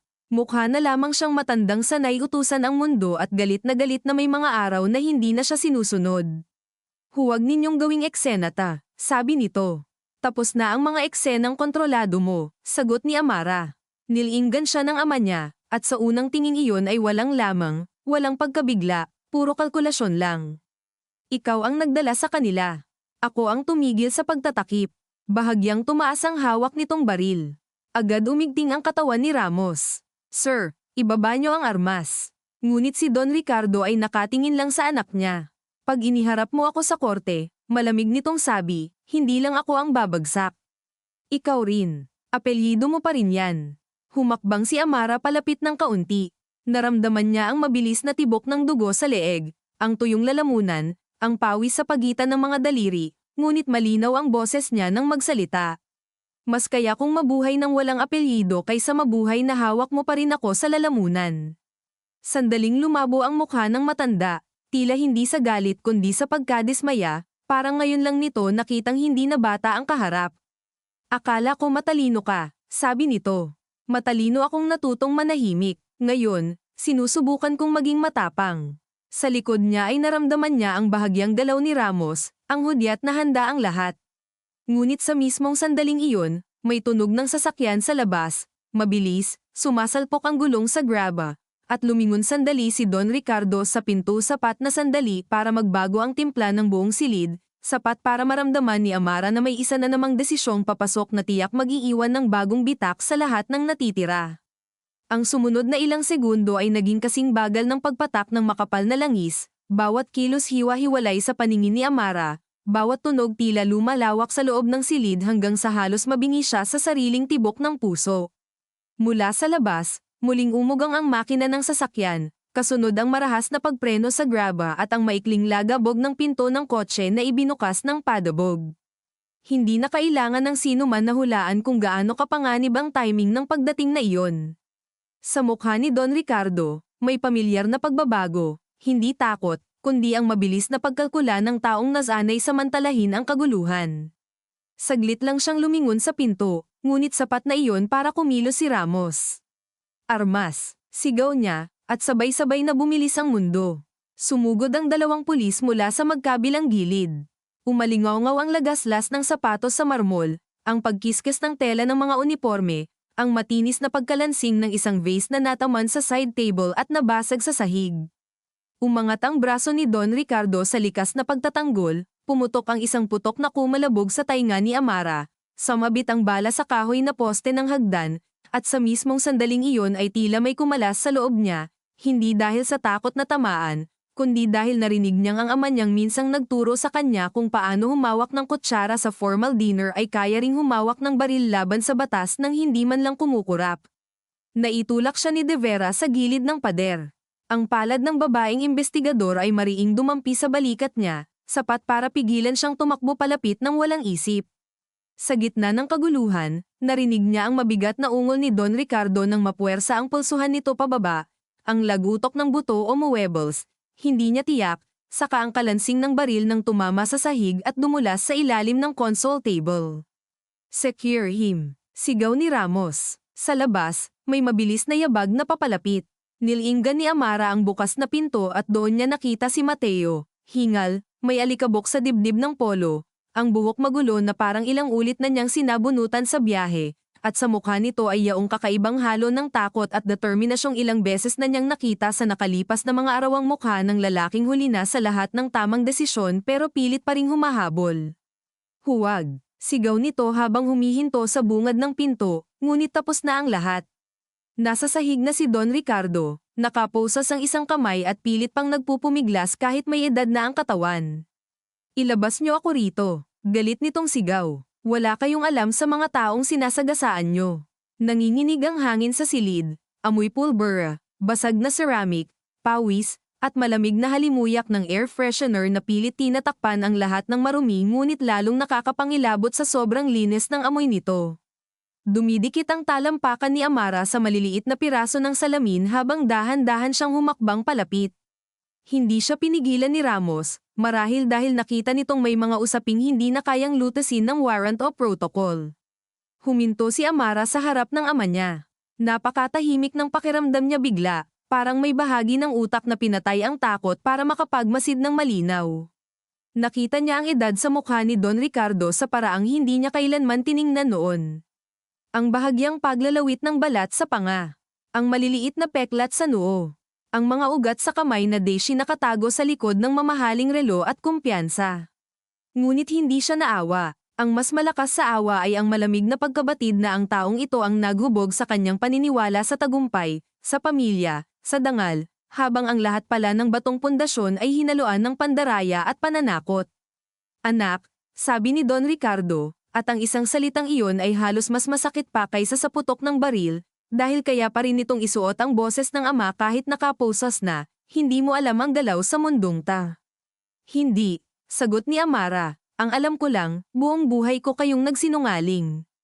Tumawa ito ng maikli, mapait, parang kinukutya ang kabataan ng sarili niyang anak. Sisinungaling, ganyan mo ako huhusgahan. Lahat ng kinain mo, lahat ng suot mo, lahat ng oportunidad na ibinigay ko sa'yo, saan mo akala nang galing? Dumaan sa isip ni Amara ang mga bakasyon sa Tagaytay, ang piano lessons, ang mamahaling eskwelahan, ang debut niyang binahan ng bulaklak at kristal, ang malalambot na kumot, ang mga driver na laging nakahanda, ang mga empleyadong yumuyuko, ang tiwalang may mundo siyang mamamana. Bigla niyang naramdaman ang tunay na timbang ng mga bagay na iyon, hindi biyaya, kundi utang na hindi niya pinirmahan ngunit sa pilitang ipinasa sa kanya. Kung galing sa pang-aagaw at pananakot, sabi niya, sana noon pa ako nagutom. Hindi na nakasagot agad si Don Ricardo. Sa unang pagkakataon, may bahid ng pagkabigla sa mata nito, hindi dahil sa tapang ng linya kundi dahil marahil ngayon lang niya narinig ang anak na nagsasalita ng walang pagnanasang mapalambot siya. Dalhin na natin siya, sabi ni Ramos, at hinayla pataas ang matanda. Ngunit bago ito tuluyang mailabas ay lumingon muli si Don Ricardo kay Mateo, at naroon ang isang tingin na hindi nakaligtas kay Amara, hindi tingin ng amo sa tauhan, hindi lang. May bahid iyon ng pagkadismaya, ng pagkilala sa pagtataksil, at ng tahimik na sumpang may kabayaran ang pagbaliktad. Mahina ka, sabi ni Don Ricardo kay Mateo. Kaya ka mapapahamak, hindi sumagot si Mateo. Nakaupo lang ang panga nito sa pagkakakuyom, ang mga kamay nakababa sa tagiliran ngunit halatang pinipigilan ang sariling gumalaw. Pagkalabas ng mga pulis kasama ang ama ni Amara, tila humigop ng hangin ang buong guest house. Bumalik ang mga tunog na kanina'y nalunod sa kaguluhan, ang mahinang langit-ngit ng bentilador sa kusina, ang tik-atik ng wall clock, ang mahina ngunit tuloy-tuloy na ugong ng generator sa likod. Natanong ni Amara sa bukas na pinto ang hapon na mabilis nang kumukupas, ang kulay kahel sa ibabaw ng mga puno, ang mga pulis na maingat na isinasakay si Don Ricardo sa sasakyan na para bang ordinaryong pag-aresto lang ito at hindi pagwawakas ng isang lumang kaharian. Hindi ka dapat sumunod dito, sabi niya nang hindi tumitingin kay Mateo. At hindi ka dapat pumunta rito nang walang nagsasabi sa'yo kung gaano siya kadesperado, sagot nito. Nilinggan niya ito, tapos na siya, hindi pa. Kapag ang ganyang klaseng tao ay pinilit sa sulok, may inilalabas pang huling laman. At anong gusto mong gawin ko? Magpasalamat, natigilan si Mateo, saka ibinaba ang tingin. Hindi ko alam kung may karapatan pa akong gustuhin ang kahit ano mula sa'yo. Tahimik silang dalawa sa gitna ng basag na sala, mga estrangherong magkakilala sa pinakaintimong paraan ngunit parehong hindi na marunong humawak sa naiwang pagitan. Sa sahig, may piraso ng ceramic na nakadikit sa dulo ng sapatos ni Amara. Inangat niya iyon at marahang kiniskis sa gilid ng sahig hanggang kumalas, isang maliit na kilos na parang wala ngunit siya lang ang nakakaalam na ginagawa niya iyon para mapigilan ang sariling manginig. Bakit ka talaga nandito, Mateo? Tanong niya. Hindi para balaan ako. Tapos na yun. Hindi para iligtas siya. Hindi mo ginawa. Huminga ito ng malalim. Sa bintana, ang huling liwanag ng dapit hapon ay dumampi sa kalahati ng mukha nito, ginawang mas malinaw ang pagod sa ilalim ng mga mata. Dahil may mga tao sa labas ng negosyo ng ama mo na hindi titigil kahit madampat siya, sabi nito. Kapag nagsimula ng magsalita ang mga dokumentong kinuha mo, hindi lang pamilya mo ang masusunog. May mga opisyal, fixer, at financier na mas gustong mawala ang lahat kaysa masangkot. Alam ko na yan. Hindi mo pa alam kung gaano sila kabilis gumalaw. Nanahimik si Amara. Hindi dahil naniniwala siyang mas may alam si Mateo kaysa sa kanya sa puntong ito, kundi dahil halata namang totoo ang sinasabi nito. Sa bawat hakbang niya palapit sa katotohanan, hindi lang pamilya ang nilalabanan niya kundi ang mas malawak na makinang nagpalaki sa pamilyang iyon. At anong iminumungkahi mo? Tanong niya, na manatili kang may protection. Na huwag kang gumalaw ng mag-isa. Na huwag mong isipin na dahil nakaposas na ang ama mo, tapos na ang laban. At ikaw, saglit siyang tinitigan ni Mateo. Matagal na akong tapos. Ang linya ay payak, walang pagtatangkang gawing marangal ang sarili, at marahil iyon ang dahilan kung bakit mas sumakit ang dating. Dahil sa lahat ng maaari niyang sabihin pagsisisi, paliwanag, Paghingi ng tawad iyon ang pinakamalapit sa katotohanan. Tapos na siya bilang asawa, bilang kakampi, marahil maging bilang tao sa loob ng dating buhay nila. Ngunit ang pagkakatapos na iyon ay hindi malinis. May naiwan itong abo sa bawat sulok. Pagbalik nila sa Maynila kinagabihan, hindi na dumiretso si Amara sa mansion. Dinala siya ni Ramos sa isang maliit na safe house na ginagamit ng Witness Protection Unit sa Pasig, isang townhouse na ordinaryo ang hitsura mula sa labas, may gate na kinakalawang ng bahagya at paso ng halamang halos tuyo na. Sa loob, simple ang lahat. Isang maikling sofa, mesa na may gasgas, kusinang may amoy ng bagong saing at dishwashing liquid, at kwartong may puting ilaw na masyadong matingkad para maging komportable. Ngunit sa unang pagkakataon sa maraming taon, walang portrait ng ninuno sa dingding, walang salaming may ukit, walang bakas ng pamilyang Villarreal sa paligid. Nakakatakot ang pagiging payak nito, pero may kakaiba ring ginhawa. Inilapag niya ang bag sa kama at umupo sa gilid. Mula sa maliit na bintana ay tanaw ang poste ng ilaw sa eskinita, ang dumaraang tricycle, ang babaeng nagdidilig ng mga halaman sa tapat na bahay kahit gabi na, ang batang nagpapatalbog ng tsinelas sa semento habang sinisigawan ng ina. Tunay na buhay, hindi curated, hindi pinakikinis para sa press release. Sa katahimikan ng kwarto, sakalang bumigay ang katawan niya. Hindi siya humagulgol. Naupo lang siya ng tuwid, parehong palad sa mukha, at pinakiramdaman ang bigat ng araw sa balikat, sa leeg, sa likod ng mga mata. Iniisip niya si Celeste, mag-isa sa mansion na dinudumog ng media. Iniisip niya si Liana, kung gising na ba o tahimik pa ring nakikipagbuno sa sakit at takot. Iniisip niya si Don Ricardo, nakaupo sa detention room marahil, galit pa rin, nagbibilang na ng pabor na pwedeng singilin. At iniisip niya si Mateo, ang lalaki na sumire sa kanya at sabay niyon ay nag-abot ng isa sa mga susi ng pagbagsak ng lahat. Wala sa mga isipin niyang iyon ang nagpapadali sa paghinga. Bandang 11:00, kumatok si De Vera sa pinto, may dalang paper bag ng pagkain at 2 bote ng tubig. Kumain ka, sabi nito. Bukas ka na pwedeng muling magalit sa mundo. Halos matawa si Amara sa tuyong paraan ng pagkakasabi. Inabot niya ang pagkain. Sinigang rice bowl mula sa maliit na kainan, may kaunting asim pa ang sabaw na tumagos sa karten.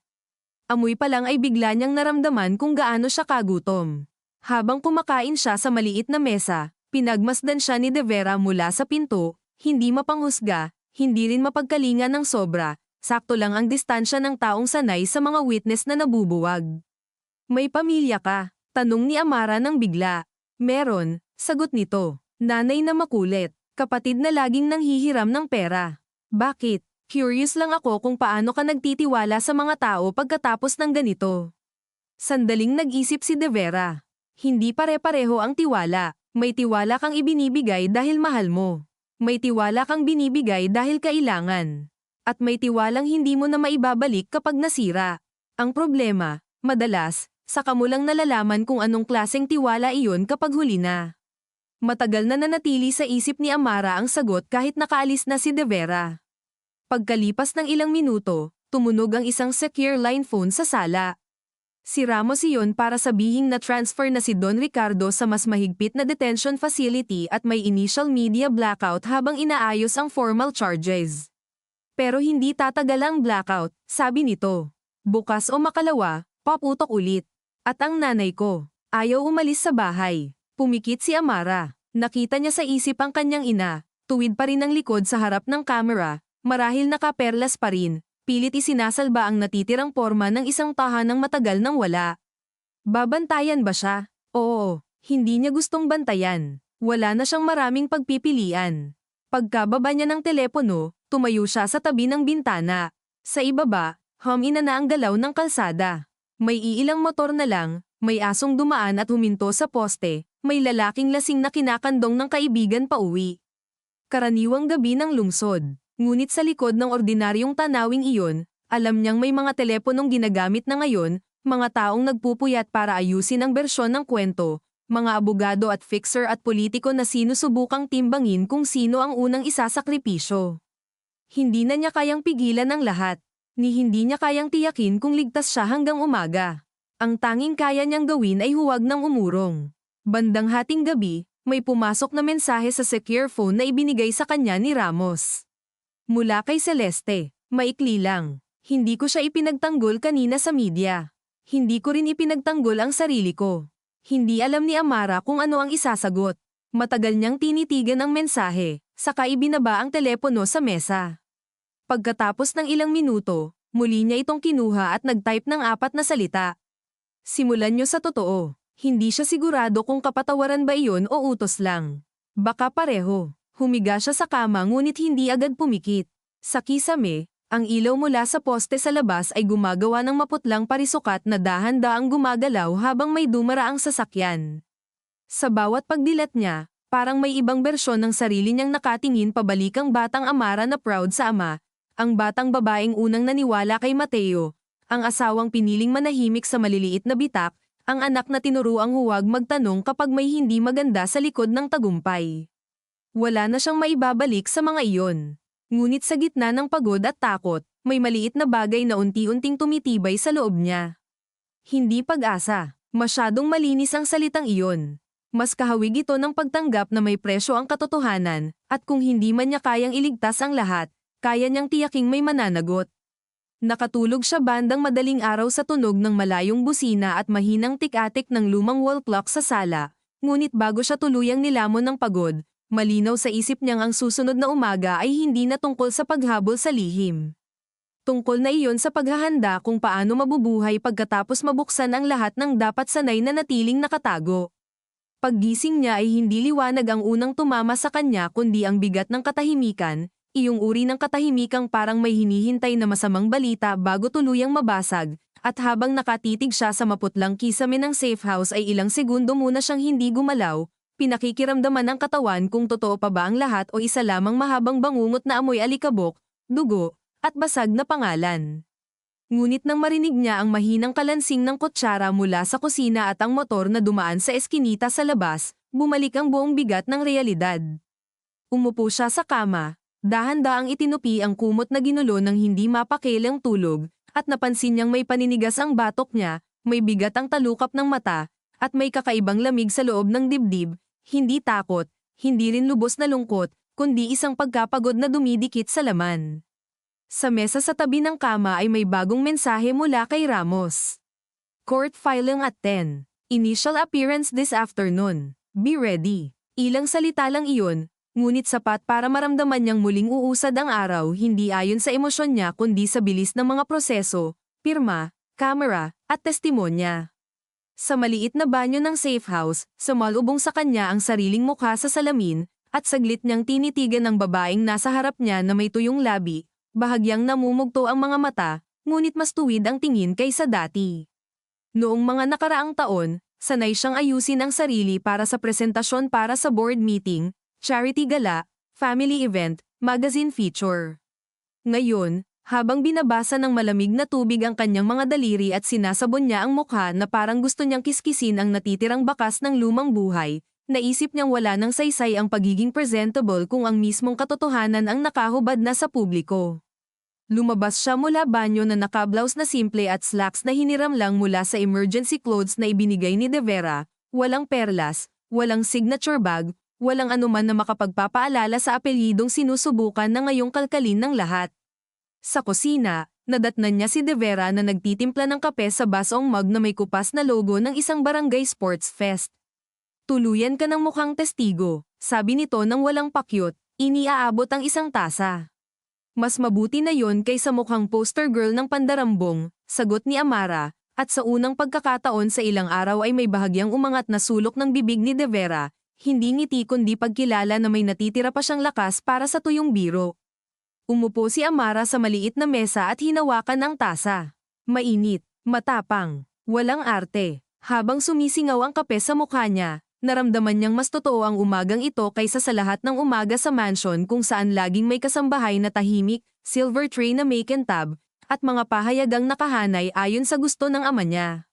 Doon sa safe house, ang tinapay ay bahagyang sunog ang gilid, may amoy ng mantikang pananggamitan ng itlog, at ang kutsarang gamit niya ay hindi set kundi magkaiba ang design sa tinidor. Ngunit sa kabalintunaan, mas payapa iyon kaysa sa anumang almusal sa dating tahanan niya. Bandang alas 9, dumating si Ramos na may dalang folder at may mas mabigat na lakad kaysa kahapon. Hindi magandang umaga, tanong ni Amara habang isinasara niya ang bag. Depende kung anong definition mo ng good, sagot nito. May nag-attempt mag-file ng emergency motion para pigilan ang paglabas ng ilang documents. May mga abogado na biglang naglabasan. May vice mayor na hindi na makontak. At may isang TV anchor na gustong makakuha ng exclusive mula sa'yo.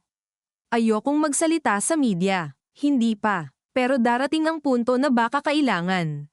Habang nasa sasakyan sila papuntang korte, tumingin si Amara sa bintana at pinagmasdan ang lungsod na patuloy sa pangkaraniwang galaw kahit may ilang mundo nang gumuguho sa ilalim ng mga billboard at overpass. May mga empleyadong nagmamadaling may hawak na tumbler, may batang naka-uniform na kumakain ng pandesal habang tumatawid, may mga construction worker na nakaupo muna sa gilid ng hollow blocks bago magsimula ang araw. Construction worker. Ang salita ay kumapit sa isip niya ng mas matagal kaysa nararapat. Ilang gusali ba ang itinayo ng apelyido nila mula sa pawis ng mga taong walang kaalam-alam sa politikang nagpasahod o nandaya sa likod? Ilang pamilya ang umasa sa kanila at ilang pamilya rin ang naitaboy. Ang hirap sa katotohanan, naisip niya, kapag unti-unti mo na itong binubuksan, hindi lang mga kriminal ang lumalabas. Lumalabas din ang lawak ng sistemang kinabibilangan mo, at kasabay ng galit ay may dumarating na kahihiyan na hindi kayang tabunan ng simpleng pagtalikod. Pagdating sa gusali ng korte, sinalubong sila agad ng nakatutok na kamera, mikropono, at mga boses na sabay-sabay nagtatanong na parang mga ibong nag-aagawan sa iisang piraso ng laman. MS, Villarreal, totoo bang kayo ang naglabas ng dokumento? Ano pong masasabi ninyo sa alegasyong nakinabang din kayo? Nasaan po ang inyong ina? May kinalaman po ba si Mateo Salcedo sa whistleblowing? Mabilis ang lakad ni Ramos at ng dalawang escort, ngunit sapat ang ilang segundong iyon para maramdaman ni Amara ang bigat ng tingin ng publiko. Hindi simpleng curiosity, may halong galit, pagkaaliw, paghusga, at pananabik sa pagbagsak ng mga taong dating nasa taas. Pumasok sila sa loob, sa malamig at masikip na hallway ng korte na amoy lumang kahoy, papel, floor wax, at pawis ng mga taong maagang pumila para sa kani-kanilang kaso. Sa isang sulok, may babaeng umiiyak habang kinakausap ang abogado. Sa isa pa, may matandang lalaki na hawak ang sombrero sa kondongan, tahimik na nakaupo na parang sumuko na sa haba ng proseso. Sa gitna ng lahat, si Amara ay huminto ng bahagya sa harap ng bulletin board na puno ng mga notice at schedule. Ang dami palang buhay na nakasabit sa mga papel. Ang dami palang trahedyang hindi man lang napapanood sa balita. Ma'am, mahinang paalala ni De Vera. Nagpatuloy siya. Sa loob ng holding area sa likod ng courtroom, pinaupo siya ni Ramos at binigyan ng huling briefing. Kapag tinanong ka tungkol sa role mo sa kumpanya, sagutin mo lang ang alam mo at ang hindi mo alam. Huwag mong subukang protektahan ng kahit sino sa reflex. Reflex iyan ng mga taong galing sa mga pamilyang tulad ninyo. Alam ko, hindi. Amara, hindi sapat na alam mo. Kailangan pigilan mo. Tumango siya. Hindi siya nasaktan sa diretsahang tono nito. Sa totoo lang, kailangan niya iyon. Dahil totoo ang sinabi ni Ramos. Kahit galit na galit siya sa ama niya, sa ina niyang matagal na nanahimik, kay Mateo, kay Liana, may bahagi pa rin ng katawan niyang sanay magtago ng mantsa kapag pamilya na ang usapan. Utang na loob, reputasyon, hiya, ang mga salitang iyon ay hindi basta konsepto. Mga ito ang himaymay ng pagpapalaki sa kanya. At ngayong kailangan niya iyong salungatin, parang may sariling puwersa ang mga lumang aral na gustong humila pabalik sa dila niya. Nang ipasok si Don Ricardo, humigpit ang daliri ni Amara sa armrest ng upuan. Nakabarong pa rin ito, ngunit wala na ang dating tindig ng taong kontrolado ang silid. May bakas ng kulubat sa kwelyo, may bahagyang panlalabo sa mata, at ang dalawang pulis sa magkabilang gilid nito ay sapat ng paalala na kahit gaano kalawak ang impluwensya, may mga sandaling katawan lang ang naiiwan. Ngunit nakataas pa rin ang baba nito. Nakita siya nito at saglit na nagtagpo ang mga mata nila. Walang pagsusumamo roon. Wala ring pagsisisi. Ang nakita ni Amara ay pamilyar na anyo ng galit na nakatali sa pride. Para bang siya pa rin ang may kasalanan dahil hindi niya napigilan ang pagbagsak. Nagsimula ang pagdinig ng mabilis ngunit tila mabagal ang oras sa loob. Bawat salitang legal ay parang gumigit-git sa hangin. Fraudulent conveyance, conspiracy, obstruction, financial coercion, probable cause. Nang mabanggit ang pangalan ng pamilyang Villarreal ng paulit-ulit sa open court, naramdaman ni Amara na parabang hinahagip ng patalim ang apelyidong buong buhay niyang sinanay yakapin. Hindi lang ito usaping kriminal. Paglilibing ito ng isang alamat na pinagpag-yearending ipaniwala sa lipunan. Paminsan-minsan, lumilingon siya sa gallery at nakikita ang ilang reporter na mabilis magsulat, ang ilang abogado na nagbubulungan, at sa pinakadulong upuan, si Doña Celeste. Hindi niya agad napansin ang ina. Nandoon lamang ito, tuwid ang likod, simple ang suot, walang sobrang alahas, ang mga kamay magkadikit sa kandangan na parabang pinipigilan lamang ang sariling manginig. Nang magtagpo ang mga mata nila, walang ngiti, walang luha. Ngunit may isang bagay sa mukhang iyon na bago para kay Amara. Hindi depensa, hindi pagmamataas, pagod na pagharap. Pagkatapos ng unang bahagi ng pagdinig, lumabas muna ang lahat para sa maikling recess. Sa koridor, lumapit si Celeste ngunit huminto pa rin nang may ilang hakbang ang pagitan.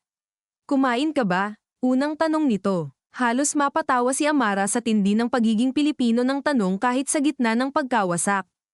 Oo, sagot niya. Tumango ang ina niya. Mabuti. Sandaling katahimikan. Sa paligid nila ay nagmamadali ang mga tao. May dumadaan na stenographer, may clerk na may bitbit na kahon ng records, may mamamahayag na sumisilip ngunit hindi pa makalapit. Hindi kita pinuntahan para magpaliwanag, sabi ni Celeste, maingat, dahil alam kong kulang na ang mga salita. Totoo, pero hindi rin ako nandito para hilingin na iligtas mo siya. Dito napatingin ng buo si Amara sa kanyang ina. Ang kulay ng lipstick nito ay mas mapatla kaysa dati. May bahagyang pangingitim sa ilalim ng mata. Mas matanda itong tingnan ngayong wala ang mga depensang gawa ng bahay, staff, at status. Bakit ka nandito? Tanong ni Amara. Huminga ng mabagal si Celeste. Para makita mo na sa pagkakataong ito, hindi ako tumalikod. Maliit na bagay iyon sa papel. Kulang na kulang sa harap ng mga taon ng pananahimik. Ngunit sa kakaibang paraan, tumama iyon sa isang bahagi ni Amara na hindi pa tuluyang tumigas. Hindi siya lamambot, ngunit hindi rin siya umatras. Late ka na, sabi niya. Alam ko, sagot ng ina. Pero nandito pa rin ako. Hindi na sila nag-usap pa sapagkat may lumapit na si Ramos para ibalik si Amara sa hearing room. Sa ikalawang bahagi ng pagdinig, mas malinaw nang umusad ang direksyon ng kaso. Tinanggap ang ilang paunang ebidensya. Pinag-usapan ang pag-freeze ng ilang account. At sa bawat dokumentong binabanggit ng Paiskal ay dumarami ang pangalang natatamaan, hindi lang si Don Ricardo kundi mga business associate, dummy incorporators, at 2 lokal na opisyal. Ramdam ni Amara ang pagdalaw ng mas malaking makina. Ito na ang simula ng kabayaran. Ngunit habang naririnig niya ang mga pangalan, may isa siyang naamoy na kakaibang pagbabago sa tono ng courtroom nang mabanggit si Mateo Salcedo. Hindi pa man malinaw ang lahat. May biglang pagliko ng usapan sa posibleng cooperation agreement. Informal pa lamang, hindi pa pinal, ngunit sapat para magingay ang gallery. Informant ba siya? Co-conspirator turned witness? Pinoprotektahan ba ang sarili? Lahat ng posibleng kwento ay parang sabay-sabay na nabuo sa isip ng mga naroroon.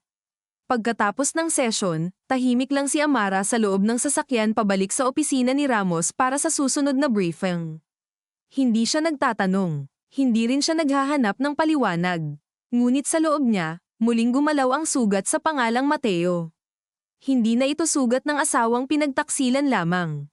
Sugat na rin ito ng taong paulit-ulit na nakakakita na sa gitna ng pagbagsak, marunong pa ring pumosisyon ang ilang tao para mabuhay.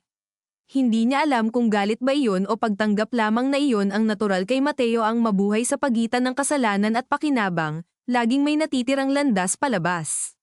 Ngunit bago pa tumigas ang hatol niya, sinabi ni Ramos, habang nakatingin sa papeles, huwag ka munang magdesisyon tungkol dyan. May mga testimony na nakukuha na hindi pa pwedeng ilabas. Hindi ko kailangang magdesisyon, sagot niya. Hindi na siya bahagi ng kailangan kong gawin. Baka hindi mo kailangan, sabi ni Ramos, pero makaapekto pa rin siya sa dulo nito. Sa opisina, sinalubong sila ng masiglang kaguluhan ng mga taong biglang dumami ang trabaho. May tumatawag sa landline, may hawak na boxes ng records, may umiikot na balita mula sa field offices. Sa gitna niyon, nakaupo si Amara sa conference room at pinakikinggan ang plano para sa susunod na hakbang. Financial tracing, witness coordination, protection details, possible press statement. Sa bawat termino ay mas nagiging malinaw na papalapit sila sa mas malaking yugto, iyong hindi na simpleng pagkukulong sa iisang tao kundi ang paglalantad sa buong network. At doon niya naunawaan na ang huling bahagi ng laban ay hindi na magiging singingay ng bar-ilan o pag-aresto. Mas tahimik, mas mabusisi, mas malupit, dahil doon huhusgahan kung sino ang magsasalita ng buo at sino ang magpapanggap na wala nang alam. Bandang dapit hapon, matapos ang mahabang araw, pinayagan siyang makausap ng 5 minuto si Liana sa isang secure wing ng pasilidad kung saan ito pansamantalang binabantayan habang nagpapagaling. Hindi ospital ang tagpo kundi isang sterile na government annex na may maliit na recovery room para sa protected witnesses, at pagpasok ni Amara ay agad niyang naamoy ang disinfectant, bagong palet na kumot, at ang malamig na hanging ibinubuga ng vent sa itaas. Mapatla si Liana, nakasandal sa kama, balot ang balikat, ngunit gising at alerto ang mga mata. Sa unang tingin, gusto sanang balikan ni Amara ang lahat ng galit, lahat ng insulto, lahat ng eksenang naging mitya ng pagkawasak ng tiwala. Ngunit paglapit niya at nakita ang babaeng ito na ilang araw nang nabubuhay sa pagitan ng pagmamataas at pagkatakot, mas komplikado ang naramdaman niya. Hindi ko inasahang pupunta ka, mahina ngunit matalim na sabi ni Liana. Hindi ko rin inasahang aabutan kitang buhay, sagot ni Amara. Bahagyang umangat ang sulok ng labi ni Liana, isang tuyong ekspresyon na tila pag-amin na pareho silang pagod na sa pagpapanggap. Nasa kustodiya na si Tito. Oo. Pumikit sandali si Liana. Akala ko matagal pa bago mangyari yan. Akala ko rin matagal pa bago mo ako traidorin. Hindi siya umatras sa pagsasabi nito.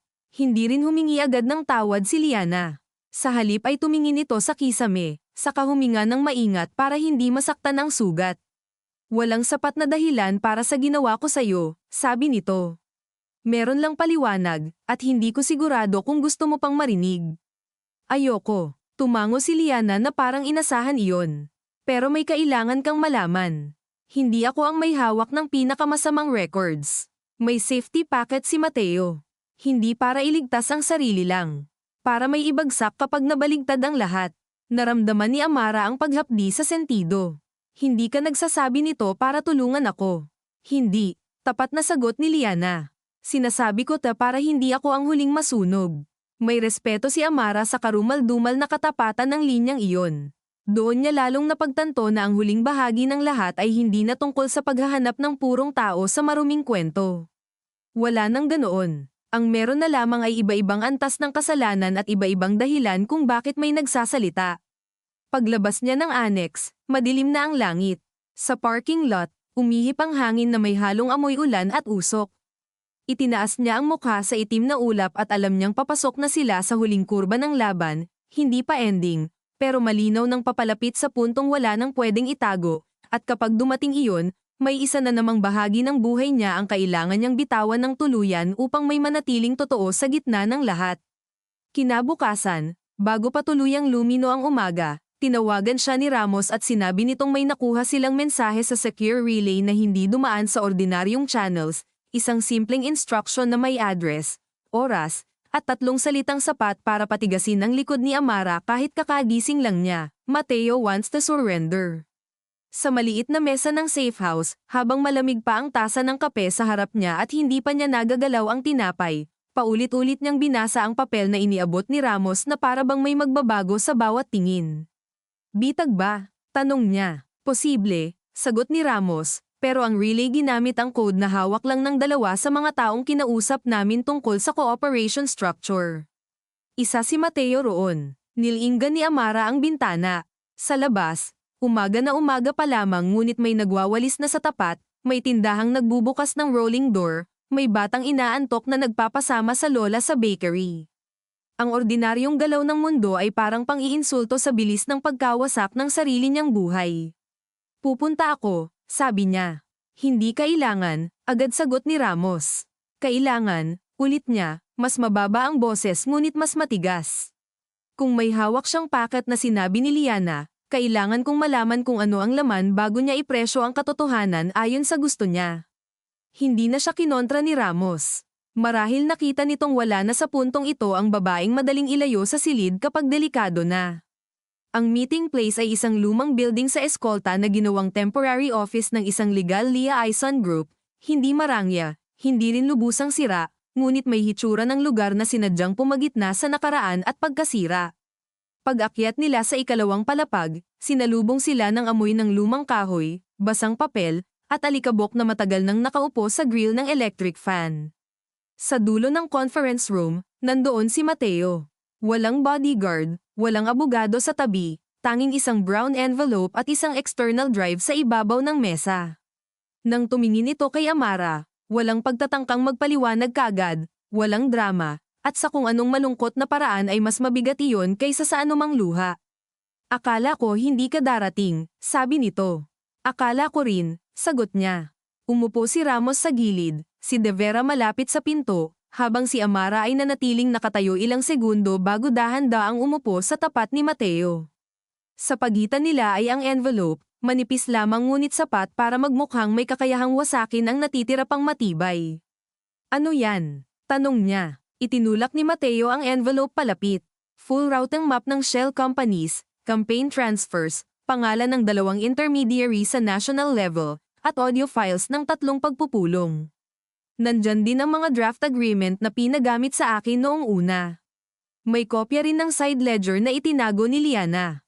Bakit hindi mo ito inilabas agad? Nanatili ang tingin ni Mateo sa kanyang mga kamay. Dahil duwag ako, sabi nito nang walang palamuti. At dahil matagal kong inisip na kaya ko pang ayusin ang lahat nang hindi binabasag ang lahat. At ngayon, wala nang aayusin. Ang meron na lang ay pagpili kung gaano karami ang ilulubog ko kasabay ko. Umangat ang tingin niya. Wala nang pagtatanggol sa mukha nito. Pagod lang na pag-amin. Binuksan ni Ramos ang envelope, nagsuot ng gloves, at isa-isang inilabas ang mga dokumento. Habang sinusuri niya ang mga iyon, si Amara ay nakatingin pa rin kay Mateo, hinahanap marahil ang huling bakas ng lalaking minahal niya at hindi lamang ng kasamang nagpakalat ng kasinungalingan sa loob ng bahay nila. May kondisyon ka? Tanong niya. Umiling si Mateo. Meron lang akong pakiusap. May lakas ka pang makiusap. Oo, sabi nito, at doon sa payak na salitang iyon biglang bumalik sa alaala ni Amara ang lahat ng pagkakataong ganoon din ito magsalita kapag may pinipiling restaurant, kapag nagmamaneho sila sa mahabang biyahe, kapag humihingi ng isa pang araw bago harapin ang kung anumang problemang pilit niyang ipinagpapaliban.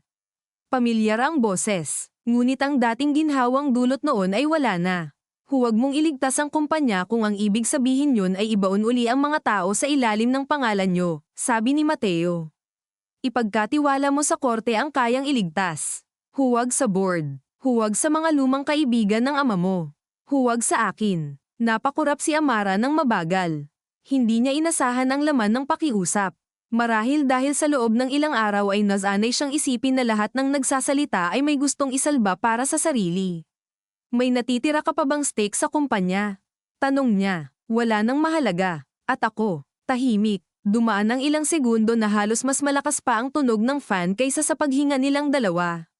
Nang magsalita si Mateo, mababa ang boses at wala nang pagtatangkang magmukhang matatag. Ikaw ang pinakamahalagang sinayang ko. Umigting ang panga ni Amara. Hindi sapat ang linyang iyon para patawarin, ngunit sapat para saktan sa pinakatumpak na paraan. Dahil sa unang pagkakataon, malinaw itong hindi nagmamakaawang balikan siya, hindi humihingi ng habag, kundi tinatanggap lamang ang lawak ng nawala. At marahil iyon ang pinakamalupit na anyo ng pag-aminang pagharap sa katotohanang may mga bagay na hindi na maibabalik kahit anong totoo pa ang sabihin mo sa huli. Inabot ni Ramos ang external drive kay De Vera at tumayo. May sapat tayo para palawakin ang filing ngayong araw, sabi nito. Pero kailangan nating ilipat agad ito sa custody. Tumango si Amara. Dapat matapos na roon ang usapan, ngunit bago tumayo si Mateo ay nagsalita siya muli. Magfa-file ako ng cooperation statement, sabi nito. Hindi para lumiit ang tingin sa kasalanan ko. Para hindi ako ang huling nagsinungaling. Huli ka na roon, sagot ni Amara. Tumango ito. Oo, at doon nagtapos ang pagitan nilang dalawa, hindi sa sigaw, hindi sa yakap, kundi sa isang kapirasong katotohanang dumating ng huli at walang kapangyarihang magpagaling. Mabilis ang naging takbo ng mga sumunod na araw. Sa loob ng conference rooms, prosecutors' offices, at hearing rooms na amoy palaging papel at pagod, lumaki ng lumaki ang kaso. Dumami ang pangalan. May isang opisyal na biglang nag-file ng leave at nawala sa radar. May isa namang kontraktor na kusang sumuko matapos lumabas ang ledger entries. Ang media, na noong una ay aliw na aliw lamang sa pagbagsak ng isang prominenteng pamilya, ay nagsimulang mag-iba ng tono nang lumawak ang usapan sa mga naapektuhang komunidad, sa mga pamilyang nawalan ng lupa, sa mga barangay complaint na deshi ibinaon lang sa munisipyo. Sa bawat paglabas ng detalye, nararamdaman ni Amara na ang apelyido niya ay hindi na lang nabubunyag, binabaklas na ito. Isang hapon, habang naghihintay siya sa witness room para sa kanyang sworn supplemental statement, pumasok si Doña Celeste na walang kasama. Umupo ito sa tapat niya at ilang sandali silang walang imik. Sa labas ng pinto ay may mahinang ugong ng printer, yabag ng court personnel, at usapan ng dalawang clerk tungkol sa tanghalian. Karaniwang tunog ng institusyon, ngunit sa maliit na silid na iyon, parang ang bigat ng bawat hinga. Nagpasa ako ng affidavit, sabi ni Celeste sa wakas. Tumaas ang kilay ni Amara. Tungkol saan? Tungkol sa mga alam ko. Hindi lahat. Hindi ko kayang magpanggap na alam ko ang bawat galaw ng ama mo. Pero yung sapat para ipakita na hindi aksidente ang mga ginawa niya, at na matagal ko nang alam na may pilit at pananakot sa ilang bentahan. Naramdaman ni Amara ang dahan-daang pag-ipit ng emosyon sa lalamunan. Bakit ngayon? Dahil kapag hindi ko ginawa ngayon, mamamatay akong ang huling papel na iiwan ko ay socialite profile at charity photos. Umiling si Celeste, bahagya, na para bang napapahiya sa sariling linya. At dahil pagod na akong manahimik para protektahan ang lalaking hindi naman kami pinrotektahan kailanman. Sa sandaling iyon, unang beses na nakita ni Amara ang ina niya hindi bilang tahimik na kasabwat lang, kundi bilang babaeng natutong mabuhay sa loob ng holang pinakinis ng yaman hanggang magmukha itong pagpili. Hindi iyon kapatawaran, pero may nabago. Kapag ginawa mo yan, sabi ni Amara, wala nang babalikan. Matagal na ring wala, sagot ni Celeste. Sa araw na tumstigo si Amara ng buo, suot niya ang pinakasimpleng damit na nasa kanya at walang kahit anong palamuti maliban sa relo na bigay ng sarili niyang sweldo noong unang taon niya sa kumpanya. Hindi regalo ng ama, hindi regalo ng asawa. Habang nakaupo siya sa witness stand at naririnig ang sarili niyang boses na binibigkas ang mga pangyayaring matagal niyang iniiwasan pangalanan, ramdam niya ang kakaibang paghihiwalay sa loob niya. Ang isang bahagi ay nagsasalita maingat, malinaw, walang paligoy. Ang isang bahagi naman ay nakatingin mula sa malayo, pinapanood ang huling guho ng pamilyang bumuo sa kanya. Binanggit niya ang vault, ang recordings. Ang pressure sa kanya bilang tagapagmana. Ang pagtatakip, ang mga tangkang ilihis ang pananagutan kay Liana. Hindi niya nilinis ang sarili. Inamin niyang may mga dokumentong pinirmahan siyang hindi niya lubos na sinuri dahil nagtitiwala siya. Inamin niyang nakinabang siya sa mga pribilehiyong bunga ng negosyong hindi niya tinanong ng sapat. Sa gallery, ramdam niya ang kilos ng mga tao sa bawat pangungusap, ngunit hindi na siya tumingin. Ayaw niyang makita kung sino ang naaaliw, sino ang naaawa, sino ang nagagalit. Tapos na siya sa paghubog ng mukha para sa paningin ng iba. Nang sumunod na tumstigo si Celeste, tahimik ang buong silid. Hindi dramatiko ang boses nito. Walang malalaking linyang pandurog. Ngunit sa payak at kontroladong pag-amin ng isang asawang matagal na nanahimik, mas lumakas ang dating ng kaso kaysa anumang headline. Sa dulo ng linggong iyon, matapos ang isa pang mahabang araw ng pleadings at interviews na hindi niya pinili ngunit hindi na rin tinakasan, isang ruling ang inilabas sa initial detention at asset freeze. Hindi iyon final judgment, ngunit malinaw na wala nang madaling daan palabas para kay Don Ricardo. Ang ilang account ay tuluyang ni-freeze. Ang ilang property ay sasailalim sa mas malalim na review. At ang board ng Villarreal Construction, matapos ang sunod-sunod na resignations, ay naglabas ng pahayag ng cooperation, ang klase ng salitang corporate na amoy takot at damage control. Sa gabi ring iyon, ipinatawag si Amara sa isang pribadong conference room ng interim legal team na inappoint ng korte para sa kumpanya habang iniimbestigahan ang lawak ng anomalya. Inilatag sa harap niya ang isang plano, pwede siyang manatili bilang symbolic stakeholder para sa restructuring, para hindi tuluyang gumuho ang confidence ng mga empleyado at investors, basta maingat ang messaging at malinaw na wala na si Don Ricardo sa operasyon. Habang nagsasalita ang abogado, nakatitig si Amara sa glass wall ng silid at sa refleksyon ng sarili niyang nakaupo roon. Ito na ang alok ng sistemang kinalakihan niya, manatili. Ayusin ang imahe. Magsilbing malinis na mukha ng maruming estrukturang maaari pang pakinisin. Maaari niyang sabihing para sa empleyado, para sa pamilya, para sa praktikal na dahilan. At maaaring may bahagi roon na totoo. Ngunit habang humahaba ang paliwanag ng abogado, unti-unti niyang naririnig ang boses ni Mateo, hindi bilang lalaki kundi bilang katotohanang minsan ay tama rin, huwag mong iligtas ang kumpanya kung ang ibig sabihin yun ay ibaon uli ang mga tao sa ilalim ng pangalan nyo. Hindi ko tatanggapin, sabi niya. Napahinto ang abogado. MS, Villarreal, you would still have oversight, hindi ko tatanggapin, ulit niya, mas malinaw. Kung may dapat iligtas dyan, ang mga empleyadong hindi sangkot. Hindi ang apelyido namin. Naramdaman niyang may kung anong kumalas sa loob niya pagkalabas ng linyang iyon. Hindi ginhawa, mas kahawig ng pagputol ng bahagi ng sariling laman para hindi na ito tuluyang mabulok sa buong katawan. Paglabas niya sa building, maulan na. Hindi malakas, pero tuloy-tuloy, sapat para kuminang ang kalsada sa ilaw ng poste at sumangga ang amoy ng semento. Sa ilalim ng oneng, nakita niya si Mateo sa tapat, kasama ang isang escort, handang ilipat sa ibang pasilidad matapos ang kanyang cooperation filing. Ilang hakbang lang ang layo nila ngunit para bang napakalawak pa rin ang pagitan. Huminto siya, huminto rin ito, walang nagsalita agad. Sa huli, si Mateo ang naunang tumango, maliit lang, hindi pa alam na may pag-asa, kundi pagkilala lang sa katapusan ng isang bersyon ng kanilang buhay. Narinig ko ang desisyon mo sa kumpanya, sabi nito. Oo, tama yun. Tiningnan niya ang lalaki na minsang kabisado ang likod ng palad niya, ang hilig niya sa tahimik na umaga, ang takbo ng galit niya kapag nasasaktan siya. Ngayon, wala na sa kanilang dalawa ang dating buhay, ngunit naroon pa rin ang kakayahang manakit ng simpleng presensya. Hindi ko ginawa para mapatunayan sa'yo, sabi niya.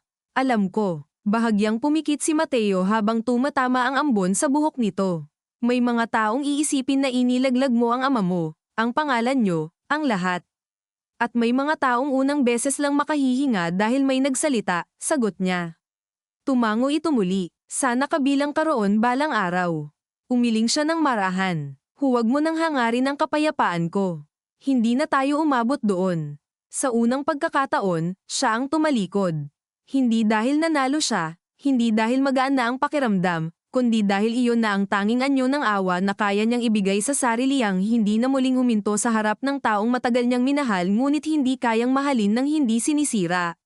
Makalipas ang ilang buwan, nang hamupa na ang unang bugso ng balita at pumasok ang kaso sa mas mabagal ngunit mas permanenteng yugto ng paglilitis, lumipat si Amara sa isang maliit na apartment sa Quezon City na walang kasaysayan ng pamilya sa dingding at walang staff na tahimik na nag-aabang sa utos. Si Celeste ay hindi na bumalik sa mansion, ibinenta iyon bilang bahagi ng asset proceedings, at tumira sa isang mas payak na kondo na malapit sa simbahan at palengke, kung saan kailangan nitong matutong mamili ng isda nang walang driver na hawak ang payong. Hindi sila naging biglang malapit. May mga sugat na hindi tinatahi ng iisang affidavit o iisang pagtayo sa korte. Ngunit may mga hapon na nagkakape sila sa maliit na mesa, nag-uusap tungkol sa practical na bagay, tungkol sa hearing date, tungkol sa presyo ng gulay, at sa gitna ng mga ordinaryong paksang iyon ay unti-unting sumusulpot ang anyo ng relasyon na wala ng luho ng ilusyon pero may kaunting katapatan. Si Liana, matapos ang sariling testimonya at plea arrangement, ay tuluyang umalis ng bansa para sa isang restricted relocation program. Hindi sila nagyakapan bago ito umalis. Hindi rin sila nagbura ng sakit. Ngunit sa isang huling tawag, sinabi ni Liana, hindi kita hinihinging patawarin. Gusto ko lang malaman mong sa lahat ng nagsinungaling sa pamilyang ta, ikaw ang unang tumingin ng diretso. Hindi sumagot si Amara agad noon. Hindi niya alam kung papuri ba iyon o bagong anyo ng pasanin. Si Don Ricardo naman ay nanatiling matigas sa mga sumunod na pagharap sa korte, hindi lubusang bumigay, hindi rin tuluyang nakaligtas. At marahil ganoon talaga para sa mga lalaking tulad niya, kahit nakakulong ang katawan, patuloy pa ring nakikipaglaban ang ego hanggang sa huli. Minsan, sa mga gabing hindi makatulog si Amara, naiisip niya ang ama niya sa malamig na silid, hawak marahil ang natitirang galit na hindi na mapapalitan ng pagsisisi. Wala siyang nararamdamang tuwirang saya sa kapalaran nito.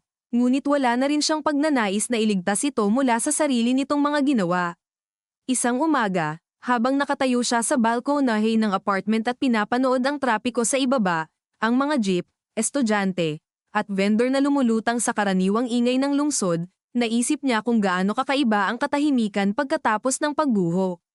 Hindi ito malinis. Hindi ito payapa sa romantikong paraan. May mga papel pa rin kailangang pirmahan, hearing na kailangang daluhan, pangalan sa balita na paminsan-minsan ay muling sumisirit. May mga relasyong hindi na mabubuo, may mga taong hindi na maibabalik sa dati, may reputasyong tuluyan ng nilibing. Ngunit sa gitna ng lahat, may isang bagay na hindi na muling nawala sa kanya, ang kakayahang tumingin sa salamin nang hindi iniisip kung kaninong bersyon ng katotohanan ang suot niya. At marahil, sa mundong kinalakihan niya, iyon na ang pinakamalapit sa kalayaan na kayang makuha ng isang taong kinailangang sirain ang sarili niyang tahanan para lang may manatiling totoo.